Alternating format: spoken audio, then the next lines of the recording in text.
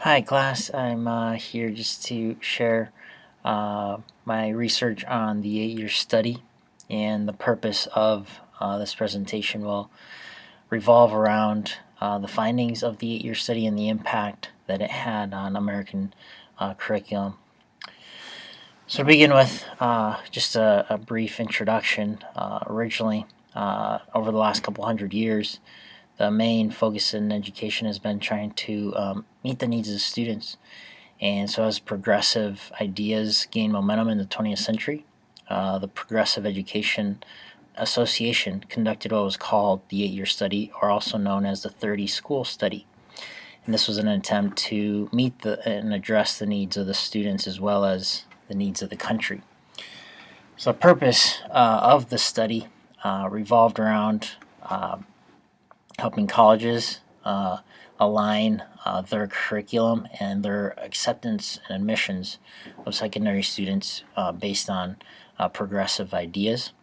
And the impact of the 8-year study revolves around insights into assessment practice, student centered teaching strategies, teacher training and curriculum research and design.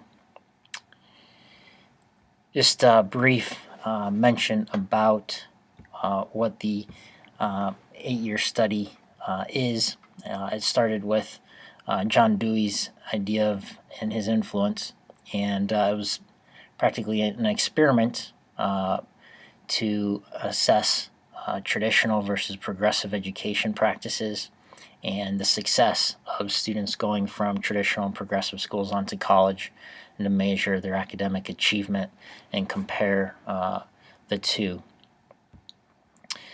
At the time, Harvard had been embracing progressive ideas and more holistic approach to education, and as it gained momentum, the Progressive Education Association proposed this idea to Aiken, who became the director, and Ralph Tyler also became a major contributor as he shaped the assessment practice that included behaviors and those types of things into the curriculum and assessment practice.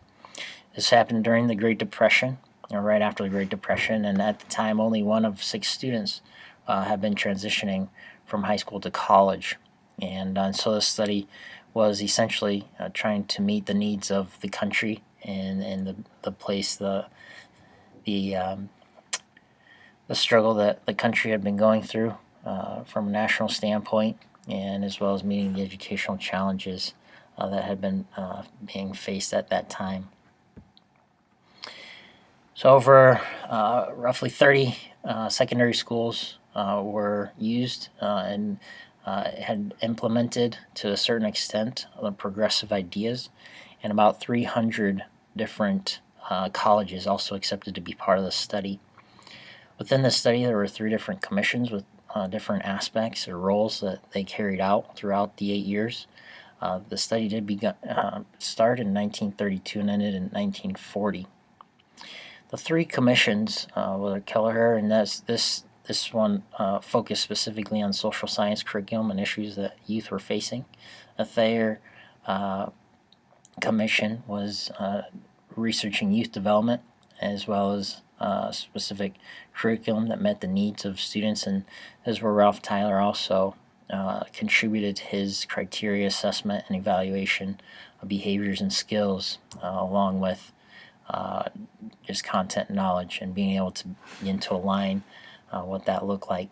Aiken was also played a big part of this, and his commission was their goal was to help universities and secondary schools have dialogues and collaborate on how they could best serve students and have expectations align with progressive ideas. So the impact that the 8-year study had on the U.S. Curriculum was quite strong, although it didn't last forever. There's still quite a bit of an influence even today with what has happened.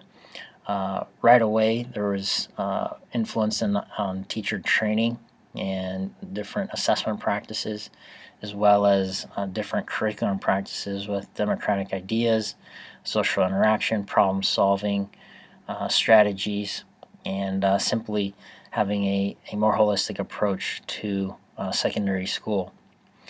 With the success of the 8-year study and the findings that progressive students were actually better off academically, or fared just as well as more traditional peers had done in college, really made an impact. And this can be seen in the 40s and the 50s with the life adjustment curriculum, which also focused on keeping youth in school from kindergarten all the way through 12th grade, and finishing high school and transitioning off into college. Also meeting the needs of students, just like what progressive ideas were, instilling values and morals in the curriculum, and providing students ultimately with a holistic education.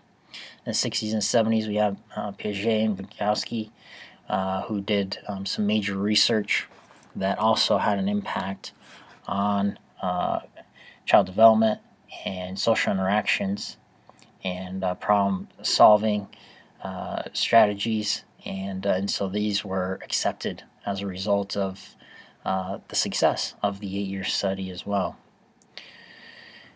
Teacher preparation, curriculum development are also parts of the influence that the 8-year study had.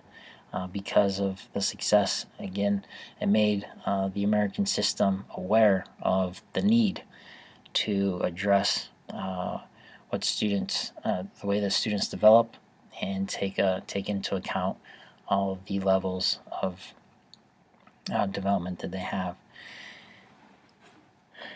There can also be a connection made to the Common Core in the recent implementation of the idea of standardized learning and trying to guide and standardize everything that's done within the classroom, and trying to mold students to fit a certain idea.